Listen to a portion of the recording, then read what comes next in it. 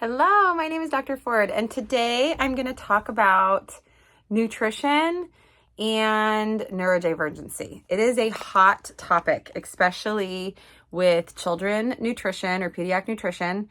And if you have a diagnosis of anxiety, autism, ADHD, nutrition can be pretty polarized. And I used to teach or support an ADHD program in Southern California where parents would come for a 6 to 8 week program, and I was the dietitian and work with families on a group-wide basis or individual basis. I've been a registered dietitian for 20 years, and I have my own private practice since, we'll say, for the last 8 years, okay?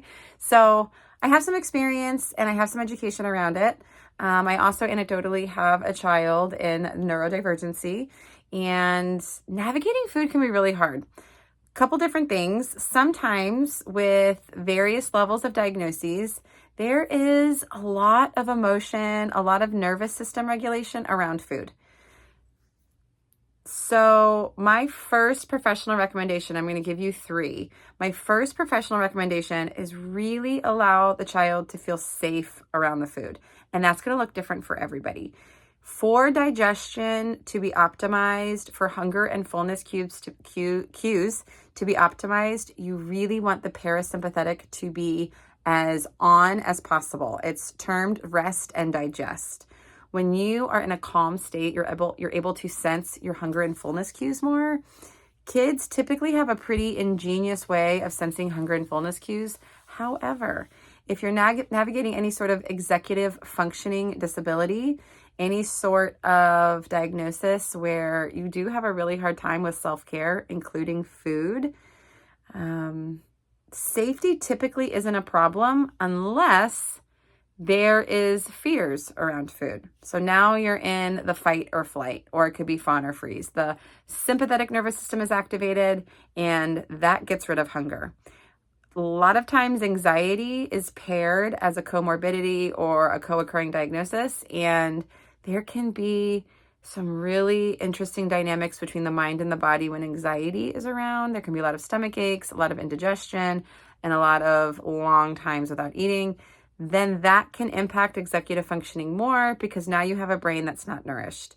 So it's kind of this vicious cycle. So first, a lot of safety around the food, which means there's not much emphasis on quantity or quality yet.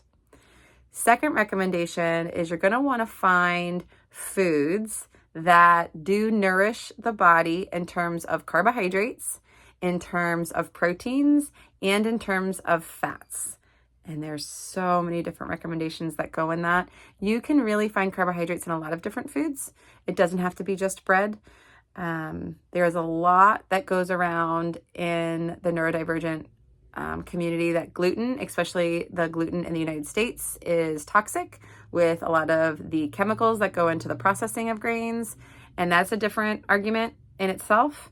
There is a lot of talk about inflammation and how inflammation, the 2 foods that are really linked to inflammatory processes are dairy and gluten. Then there's talks on dyes, especially specifically like red dye, yellow dye, and there's different numbers associated with those, where there's a lot of dyes in artificial dyes in foods that are packaged. And so a lot of this work comes out of Kaiser from the 80s, where they did an elimination diet and really found a lot of problematic, distressful behaviors were decreased with a very intense elimination diet. Some of those including artificial dyes, some of it including gluten, also is sugar. So the second recommendation is you're going to want to make sure that with safety comes a little bit of balance. And so the macros are carbs, proteins, and fats. Then there's a lot of food groups like starches and dairies and grains. You can get carbohydrates from almost everything minus full protein or full fat foods. And so there comes a little bit with creativity, but if you have someone who has a lot of hesitancy around trying new foods, creativity can be really problematic. So finding a balance in a creative way takes a little trial and error, and that can be exhausting if you don't have capacity as a guardian or parent. Third, I would really challenge you into looking at the individual style of your child. looking at the environment of the food. Structure really helps. Not that you're nailing someone down to a meal plan, but as a guardian or a parent that's in charge of a child, especially under 5, especially under 10, you are in charge of the what and when.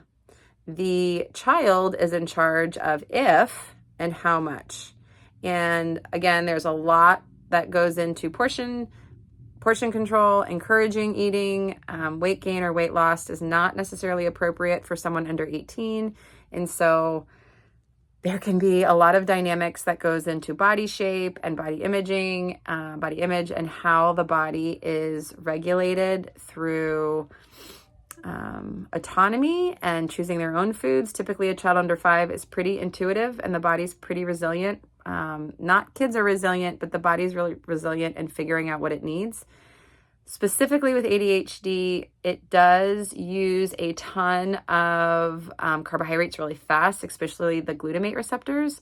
And what helps to feed those receptors, to feed glutamate, is actually white refined carbohydrates, which is actually deemed unhealthy sometimes or inflammatory. So it can be really fascinating. Look into the biochemistry, but then actually looking at the individual and what's going to help them feel supported. And their own nervous system is their own thumbprint.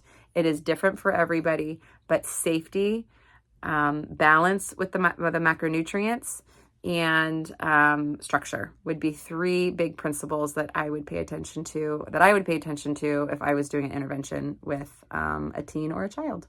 I hope this helps. Okay, bye.